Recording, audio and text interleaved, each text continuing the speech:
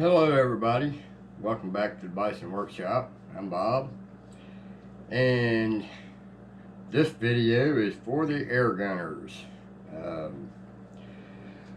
I've got a new unboxing. So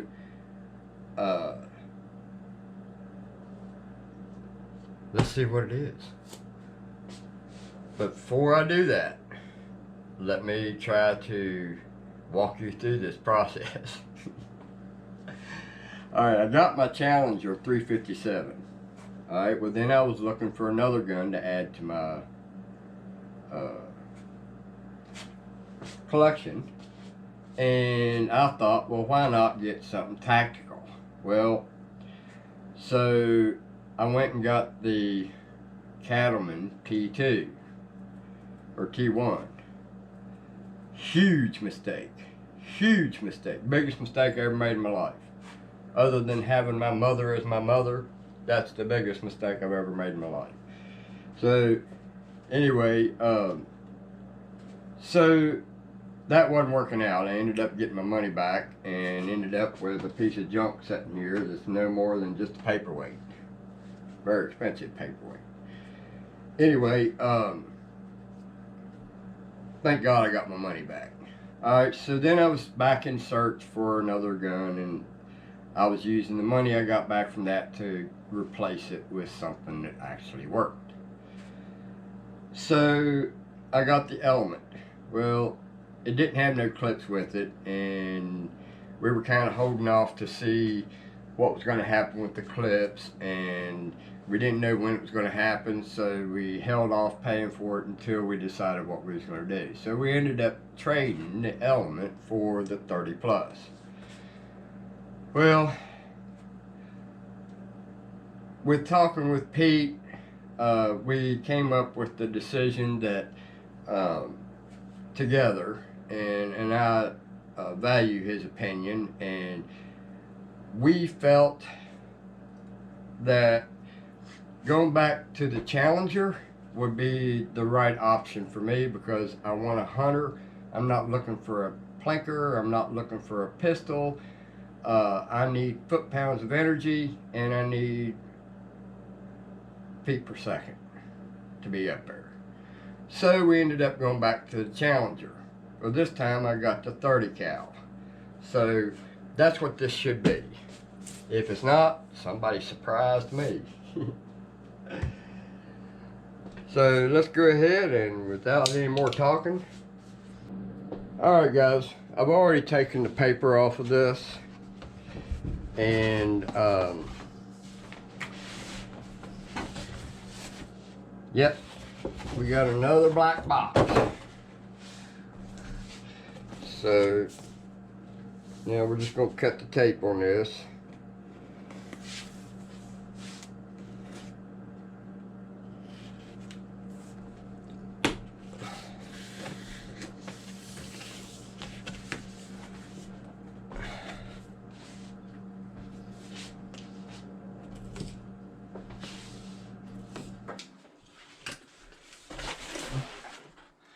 All right.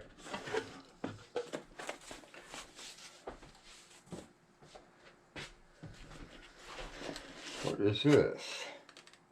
Oh, he even sent a bipod.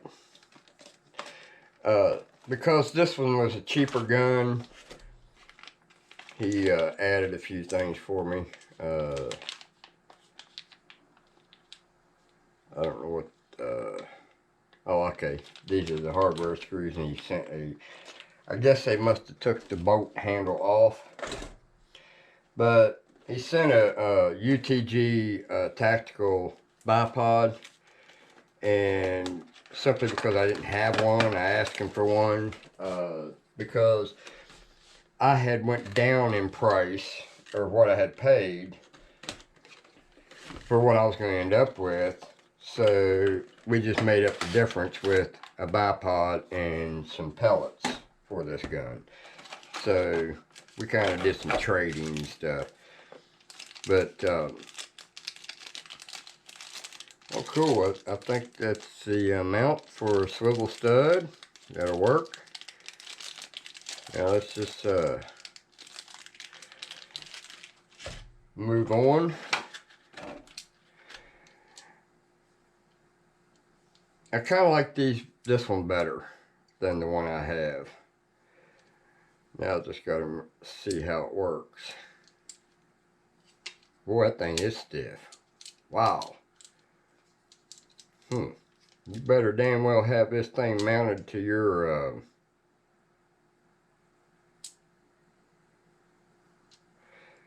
you could probably loosen that up a little bit by changing this, but we're not going to deal with that right now. It's something different. So let's get to the meat and taters. We like that meat and taters. Another freaking fill probe to add to my other freaking 100. As you can see in the background there, I don't know if you can see or not, but in the background there, I've got my air compressor sitting there. I just moved into place. So we're going to redesign this one too. This one's going to be trimmed down. I think I'm going to trim this one down, which is what I wanted to do with the other one. And he sent me, oh Lord, how do you get those back up out of there?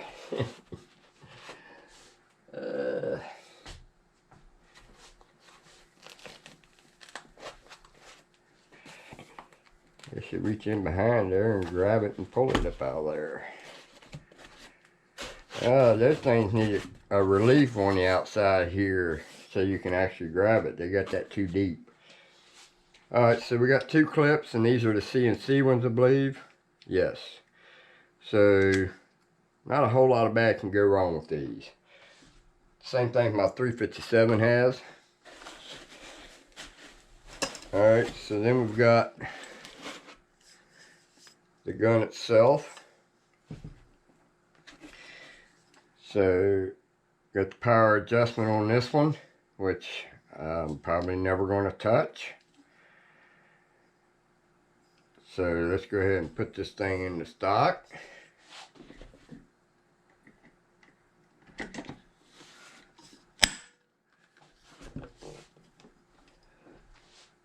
And we'll go ahead and get our screws put in it.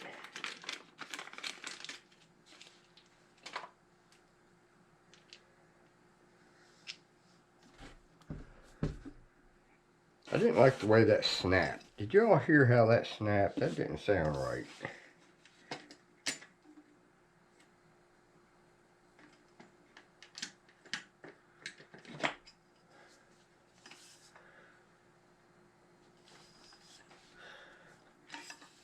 Alright, so we're going to go ahead and get this little screw put in the safety first so it's not a chance of getting lost. And yeah, I don't like this safety either. But this is the lesser of the evils. This is about the best I'm going to come up with for being a hunter. So we're going to move this knob. We're going to move this down. Put it under the table. Set this aside until I find the Allen key. Alright, so now we'll go ahead and put this in.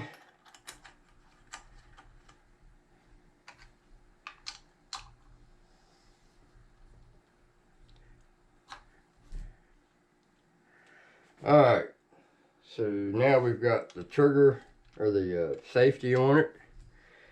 So I'm going to have to mount the thingamabob on it. But for now, well, let's see what's rattling.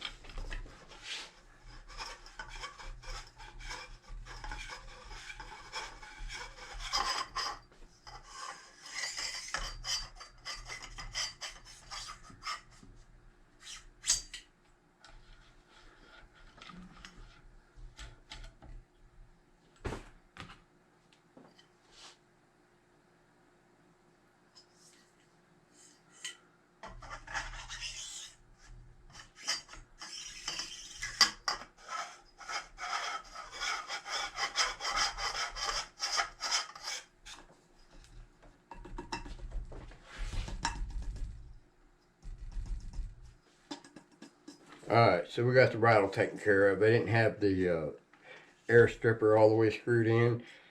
So I think I'm just going to put a barrel band on this one. And we're going to call this one done. We're going to leave this one shrouded. It's a 30 cal. So we'll go ahead and put this in the gun vise and mount our scope. And I've got another cocking knob for it. So I'll get that. Alright, so this is the cocking knob that we're going to use on this one.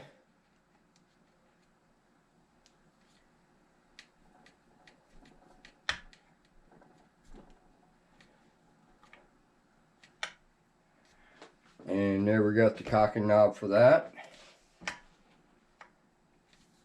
And safety doesn't work until you've got it cocked.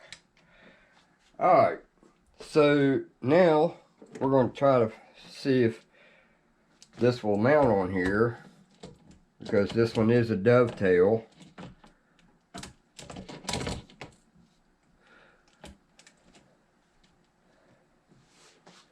Which is a good thing. So now, tighten that up. As soon as I find my Allen wrench, which I always have a problem finding, because I move it around so much, I am my own worst enemy.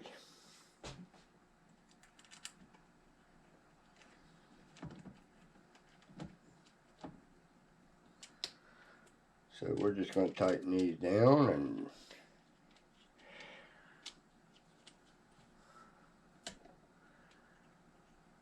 probably wouldn't hurt to make sure it's in the right location, which is going to have to be, because yep, it's in the right location. I pretty much already had this anticipated.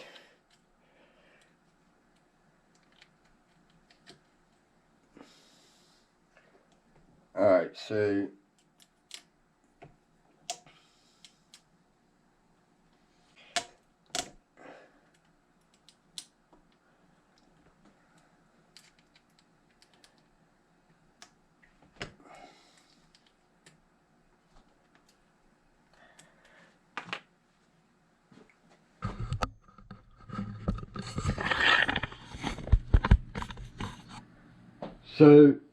there you have the unboxing.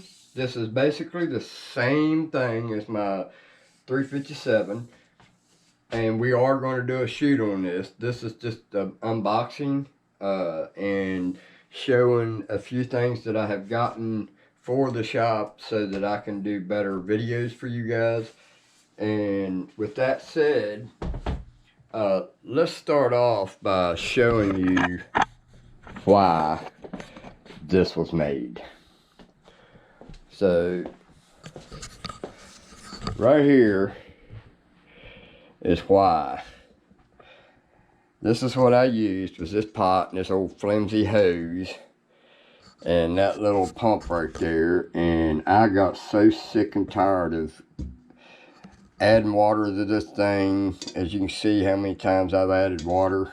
It leaves a ring in there, it leaves hard stuff in there. Now this is not a pot that I do a lot of cooking in. However, it's not so bad that it can't be cleaned up with a scratch pad and used. But I always keep this one for my doing stuff around the house, like washing things and stuff like that, because it's got two handles on it and it's stainless steel. It's got a bad spot in the bottom of it. That's why I don't use it for cooking. So it doesn't leak, it's just a bad spot. So anyway, that's why we're changing that. That's why we changed that. Alright, so then, now that I'm done making you dizzy, I went and got another chronograph. This one's a Caldwell Precision Ballistic Precision chronograph, and it will hook to a tablet. So I went and got a tablet, and yes, I went ahead and got a stand for it because I just didn't feel like 3D printing that. And it was cheap enough, I just went ahead and got one. I was kind of hoping for a bigger one, but it'll work. So I got this, and the screen's already dirty, so that I can run and everything instead of typing all them in different captions on every single one of them. This way, every shot, I'll just go through, do my shots, have you guys looking at that screen with all the numbers. That way you guys can pay attention to that. I'll just tell you first shot, second shot, third shot, fourth shot, five shots. So I think 5 shots is a pretty good number to start with doing testing. Uh, if you ain't found out in 5 shots that something's bad or good, then you're in trouble. So, but this one came with the right shades for it. Remember, I had to buy or make a shade for my other one, and I should have made them like this, but that stuff is so brittle. I wanted to also go over with that. Where'd I put that? I done lost it.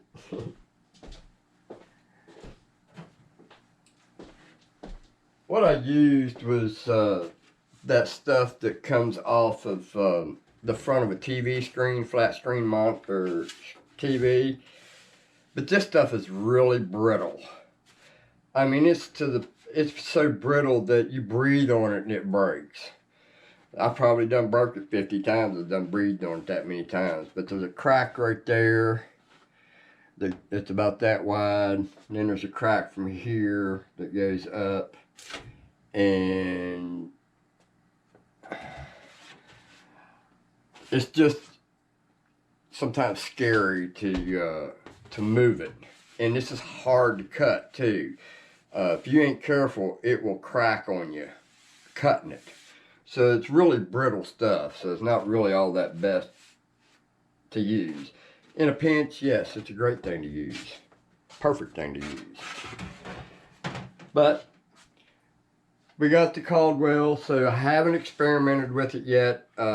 This gun will be the first test with the chronograph and the cord that hooks into the tablet. I've already downloaded the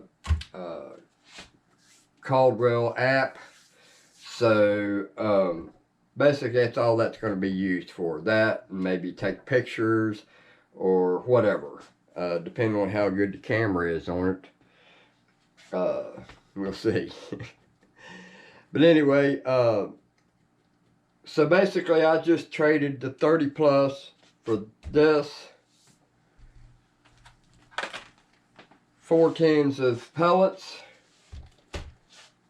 And the bipod, which will be mounted right there. Yeah, we gotta have a bipod because I like to shoot from the table bench. So came with 2 CNC clips, and as far as the cosmetics part of this gun, it's basically this. I mean, it's identical to the Challenger. I could take my 357 out of its stock and put it in this one and put this one in the other stock. But we're going to redesign this stock. I just don't like this stock. I'm probably going to make a new stock for it. I don't know yet. It's probably going to be done.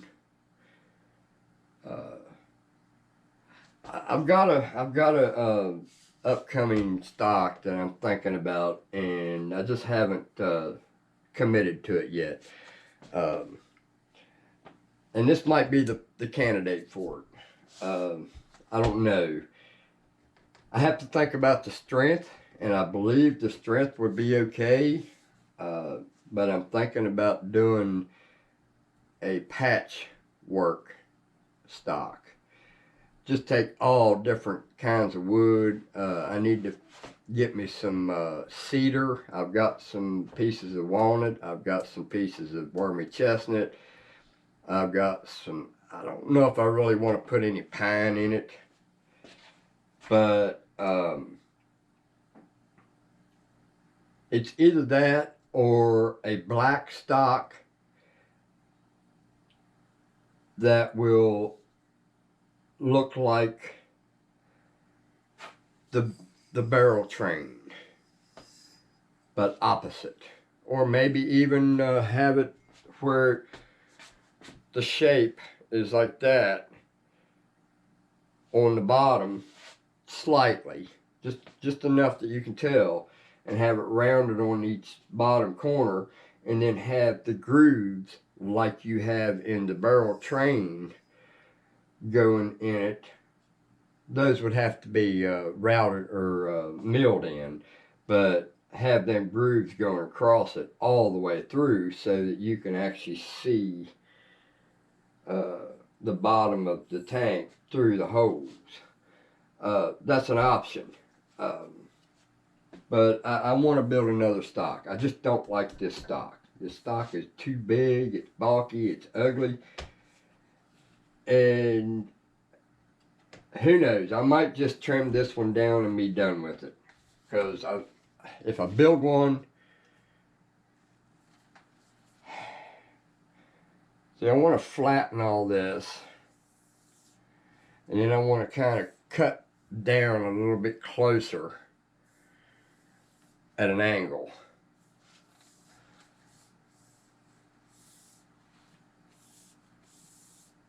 I might just do a complete square. Make them a little square instead of rounder. But anyway, that's the unboxing. And I need to get a barrel band on that, because it keeps hitting that. So I need to get a band on it. Let me put that in there. I want to see. Yep, that's what the problem was. Alright, so I'll get a band put on that, and I think as far as the gun is, we'll be done with it. Then I'll sight it in and we'll do a shoot test with it. I'm sure that the 30 cal has been done to death, but we're going to do it anyway. So don't forget to like, share, comment, subscribe. You guys have a good one.